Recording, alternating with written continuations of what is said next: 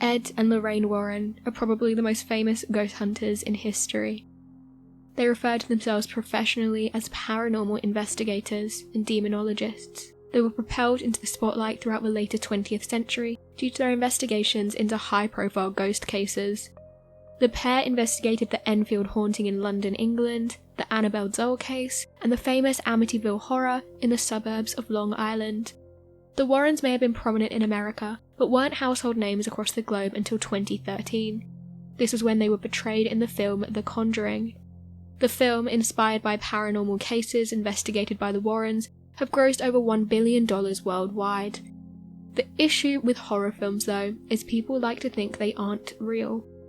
But Ed and Lorraine Warren were both real people, and they even owned their own occult museum in Connecticut.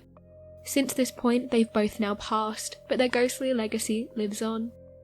So today, here at Unexplained Mysteries, we'll be taking a look at 3 of the most haunted objects in the Warrens' spooky occult museum.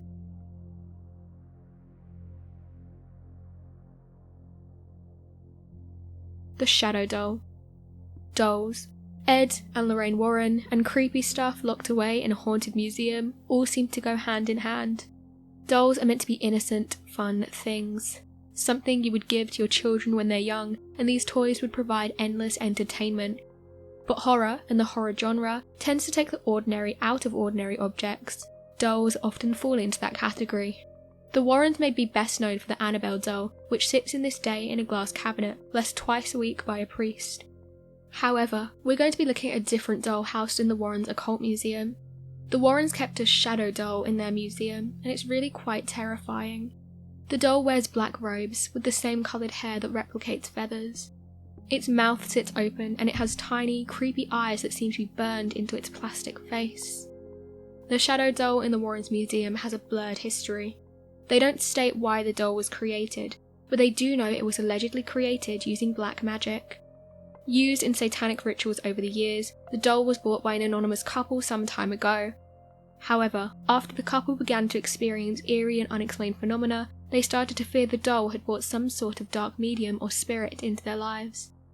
And it wasn't long before they realised that since they'd bought the doll, they'd begun to experience the same unearthly and horrifying dreams about it. Despite the couple's strange experience, however, they seem to have got off rather lightly. You see, the shadow doll is quite literally a nightmare. It's rumoured that taking a photo of the doll and passing it on to someone somehow etches the doll into their brain. There, it causes such horrendous nightmares that allegedly people end up having heart attacks out of pure fear. Exactly how the Warrens got their hands on this doll is still unclear, but it remains in the museum behind a glass cabinet to this day. We think it's better that it's there than out in the open world. The Boarley Rectory brick. Boarley Rectory was built in 1862 for the rector of the village of the same name. The village sits on the Essex-Suffolk border, and the house stood until 1944. Now you may be wondering why the house is no longer there. English villages are full of buildings constructed hundreds of years ago, so what happened to the Boarley Rectory? The rectory was constructed on the site of its predecessor, which burnt down in 1841. Boarley wasn't your typical huge manor house, the type that ghosts seem to enjoy haunting. The house was more a Gothic-style, modest rectory. But alas, it became a spook magnet quite quickly. In fact, it was only a year old when the first paranormal activity was reported there. The rectory stood undisturbed for around 40 years after that, but it proved not to be the last. In 1900, the rector's 4 daughters reported seeing a nun on Boarley grounds.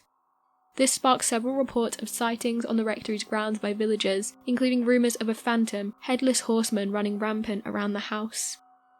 The rector passed away in 1927 and was replaced in both the church and in the house by the Reverend Guy Smith. Smith moved in with his wife, and it's unknown whether they were aware of the house's ghostly past. One night, the Reverend's wife was cleaning out an old cupboard in the house when she came across a brown package. It was oddly shaped, and when the wife opened it, a skull was revealed. Naturally, she was shocked, and the terrifying surprises didn't end there. For some time, Reverend Smith and his wife experienced poltergeist activity, such as light flickering, footsteps, and other unexplained phenomena.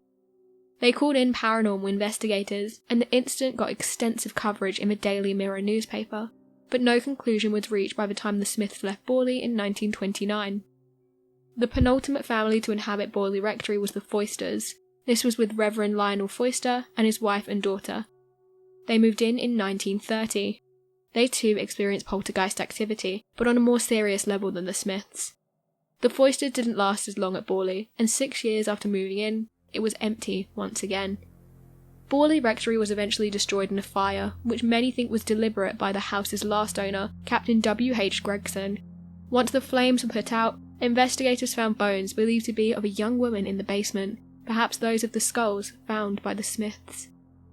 So what does this have to do with the Warrens and their museum?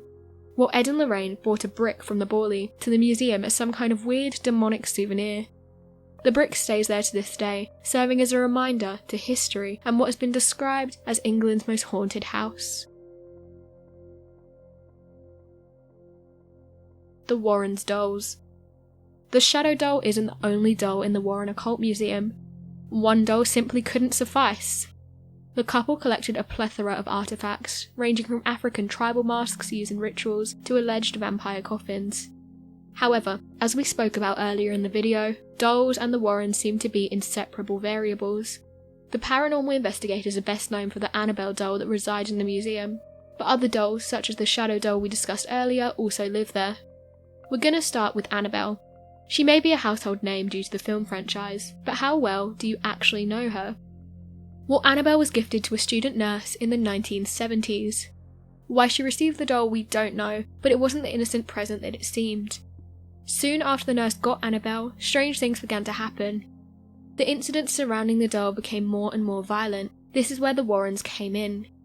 The pair deemed the doll to be demonically possessed. They took Annabelle from the nurse back to their home. She's now kept in a glass box with the famous warning. Warning, positively do not open. Another doll that the Warrens placed in their occult museum was the Satanic Idol doll, and it's just as creepy as the name suggests. The Satanic Idol was pretty small and looks like any other doll. It was apparently first discovered by a man who was walking in a forest in Connecticut who simply ran into it. Naturally, he was bemused as to why there was a random doll in the middle of the forest, but only seconds later he began to feel very weak. Strangely, the further he got away from the doll, the stronger he began to feel again. When the Warrens came into its possession, Lorraine reportedly began to suffer terribly in its presence. She began to levitate and would find herself in bizarre immobile states, but the Warrens still kept the doll. It remains in the Occult Museum to this day. You would think this would be enough dolls for one haunted mansion. Well, apparently not for the Warrens. They also have 2 earless voodoo dolls who bring ill health to anybody in possession of them. Lorraine Warren allegedly saved a child's life by removing them from the house they were originally kept in, but the dolls did occasionally cause havoc in the Occult Museum. Like Annabelle, the shadow doll, the Satanic Idol and the earless dolls, they all remain there. Ed and Lorraine Warren are immortalised in paranormal history thanks to their investigation throughout the late 20th century.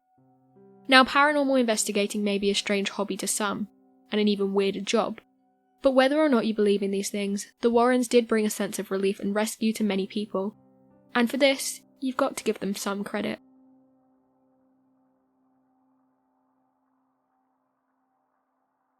So what do you make of these haunted objects in the Warren Occult Museum?